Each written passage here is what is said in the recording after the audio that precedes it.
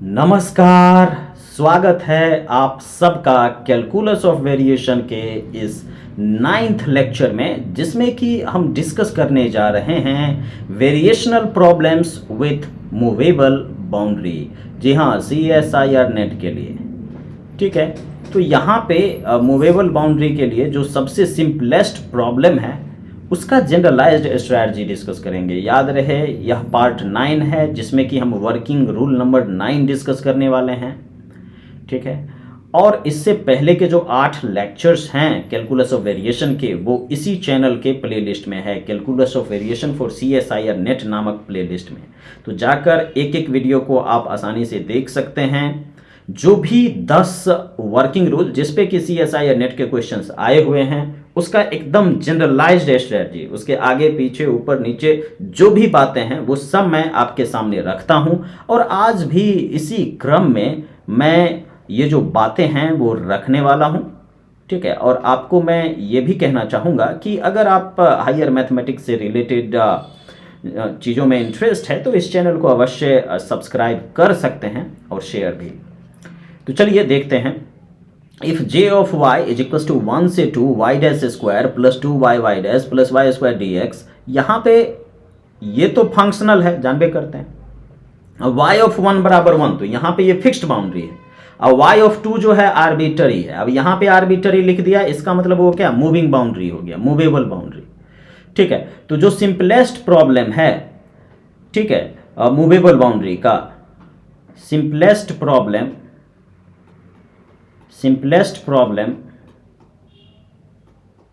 With movable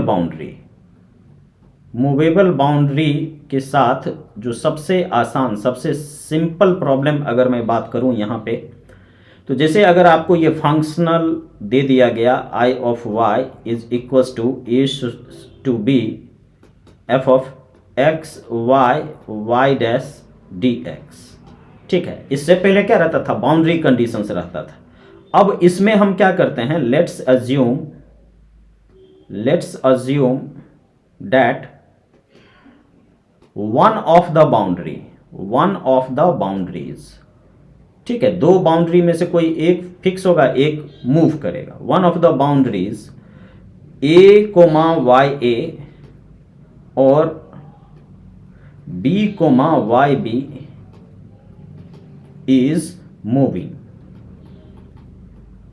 ठीक है, इस दोनों में से या तो a कोमा वाई ए या b कोमा वाई बी, ठीक है, इस दोनों में से कोई एक मूव कर रहा है। तब हम प्रॉब्लम को कैसे सॉल्व करेंगे, क्या तरीका है, वो हम यहां पे डिस्कस करने वाले हैं। ठीक है, तो अब यहां पे जो केस है वो याद रख लीजिए, दो चीज। If points are moving along x axis, if points are moving along x axis, तब आपको क्या याद रखना है। देखिए यहाँ पे डेरिवेशन वगैरह मैं नहीं कर रहा हूं, लेकिन CSIR नेट के प्रॉब्लम पे सीधा स्ट्राइक जरूर करेंगे। ठीक है, points are moving along x axis, तो उस केस में आपको ये कंडीशन याद रखना है, f minus y dash into f y dash at x is equal to b, at x is equal to b, ये 0 होगा। ये चीज आपने याद रखना है। ठीक है, दूसरा है if the points are moving along y axis, if points are moving along y axis, तब आपको सिर्फ ये याद रखना है कि जो एफ वाई डैश होगा ये 0 होगा। एफ वाई डैश कहने का क्या मतलब है कि del f by del y dash जो होगा वो आपका 0 होगा। ठीक है, तो यहां पे इस सवाल में आप मुझे बताएं कि मूवेबल बाउंड्री कौन सा है। y ऑफ 1 बराबर 1, एक तो ये कंडीशन दिया हुआ है, और यहां पे y ऑफ 2 क्या है, यहां पे आर्बिट्ररी है। तब आपको इसका एक्सट्रीमल फाइंड आउट करना है। तो आइए देखते हैं कि इस सवाल में इसका एक्सट्रीमल हम कैसे फाइंड आउट करेंगे। ठीक है, तो सबसे पहले चीज कि यहां पे जो आपको फंक्शनल गिवन है j ऑफ y, ये है f of x y dash dx with y of a बराबर y1 and y of b is determined.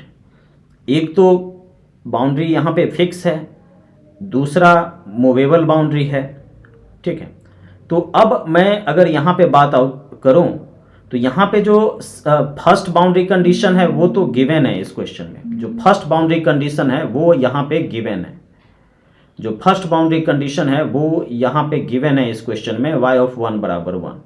Second boundary condition के लिए क्या, वही चीज़, ये जो हमने लिखा है एफ वाई डैश बराबर 0, ये लगा देंगे यहाँ पर, तो क्या हो जाएगा फॉर सेकेंड बाउंड्री कंडीशन। यहाँ पे देखिए एफ वाई डैश, वही ना, del f by del y dash at x is equal to b, इसको 0 करना होगा, ठीक है। सेकेंड बाउंड्री कंडीशन यहाँ पे क्या है, फ्री है। तो f y dash b comma y b y dash b बराबर 0, इसे आपने याद रखना है।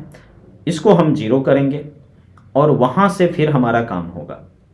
लेकिन यहाँ पे जो गिवन फंक्शनल है वो क्या है, j of y is equal to 1 to 2 y dash square plus 2y y dash plus y square dx, ठीक है। y ऑफ 1 बराबर 1, y ऑफ 2 आर्बिटरी। अब यहाँ से आप देख सकते हैं ये जो फंक्शनल है इसको आइलर लेग्रेंज इक्वेशन में रखेंगे, ठीक है, और एक्सट्रीमल निकालेंगे, ऑल राइट।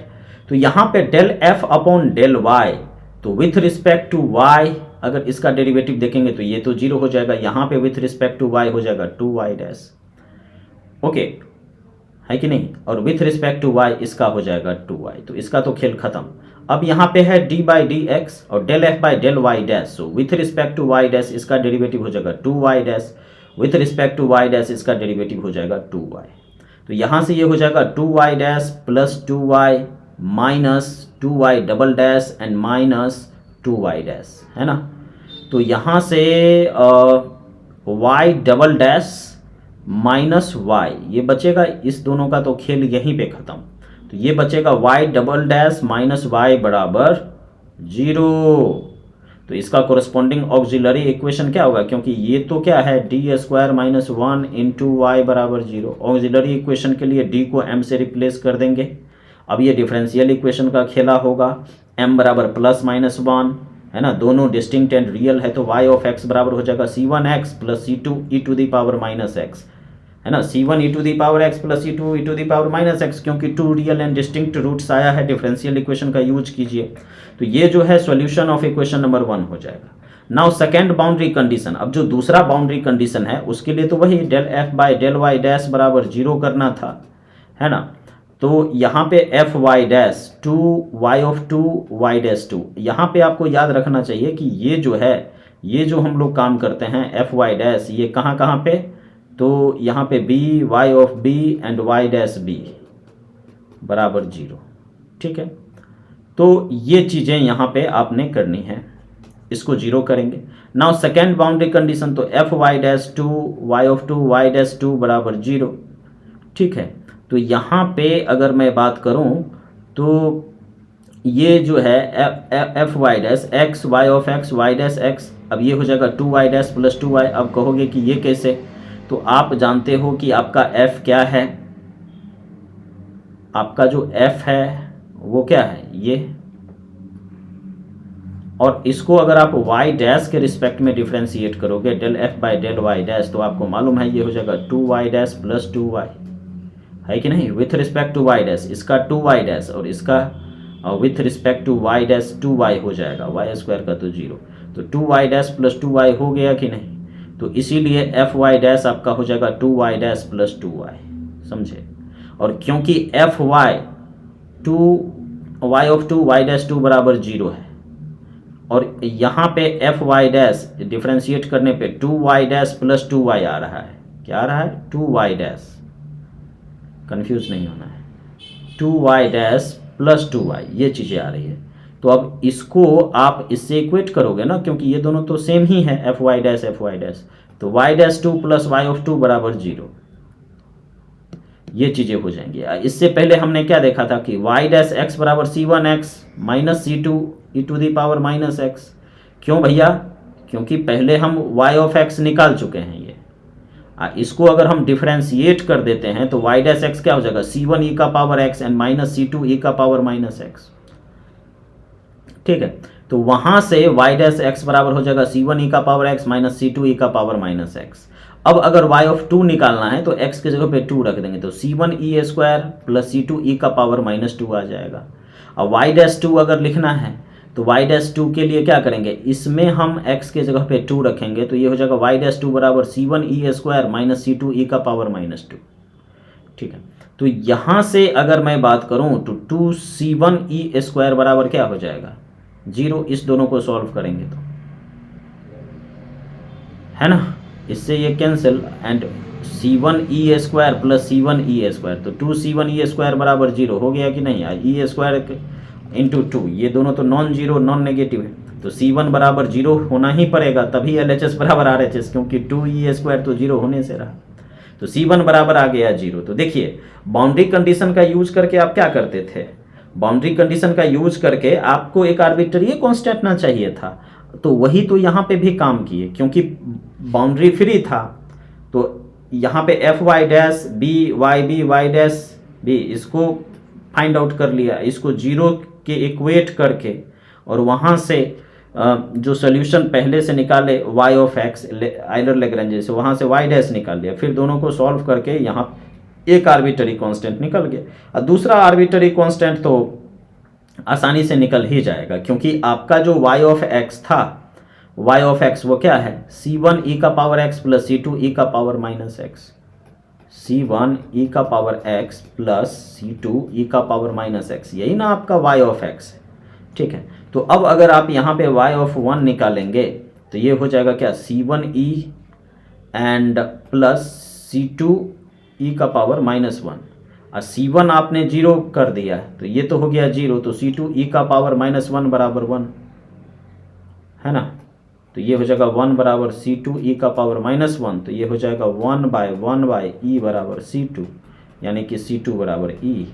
अब जैसे ही c2 बराबर e निकल गया, c1 बराबर 0 निकल गया, तो c1 बराबर 0 रख दीजिए तो ये हो जाएगा 0, और c2 बराबर e रख दीजिए तो ये हो जाएगा क्या, e इंटू ई का पावर माइनस एक्स, यानी e का पावर 1 माइनस एक्स। ठीक है, तो ये हो जाएगा e का पावर 1 माइनस एक्स, और इसीलिए ऑप्शन सी जो है ये क्या हो जाएगा, करेक्ट। इसीलिए ऑप्शन सी जो है ये क्या हो जाएगा, करेक्ट, जो कि क्या है, e का पावर 1 माइनस एक्स, e का power 1 minus x, therefore option c will be what, your correct answer. तो ये तो एक सिंपलेस्ट प्रॉब्लम था मूवेबल बाउंड्री का। ठीक है, मूवेबल बाउंड्री के लिए ये जो चीज़ें हैं ये चीज़ें आपने याद रखनी है, और भी केसेस हैं। ठीक है, यहाँ पे हमने इसका यूज किया था अभी, ठीक है, और इसका यूज करके हमने एफ वाई डैश को ही तो 0 किया था, देखने del f by del y dash at x is equal to b बराबर 0, है ना, एफ वाई डैश बराबर 0, है ना, बी वाई डैश बी, इसको थोड़ा ध्यान में रखिए।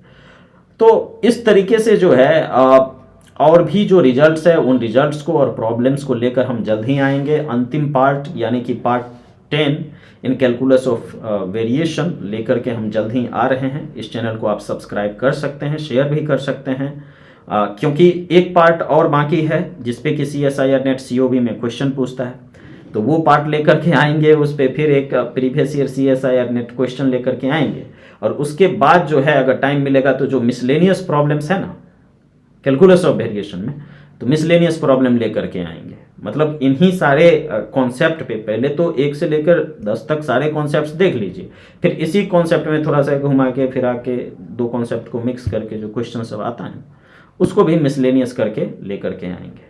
ठीक है, जल्द ही कॉम्प्लेक्स एनालिसिस आने वाला है, तो आप हमें मतलब अप्रिशिएट कर सकते हैं, और हम तो डेफिनेटली मतलब जो लेक्चर्स है उसको लेकर आते रहेंगे। पढ़ते रहिए, लिखते रहिए, बढ़ते रहिए। धन्यवाद।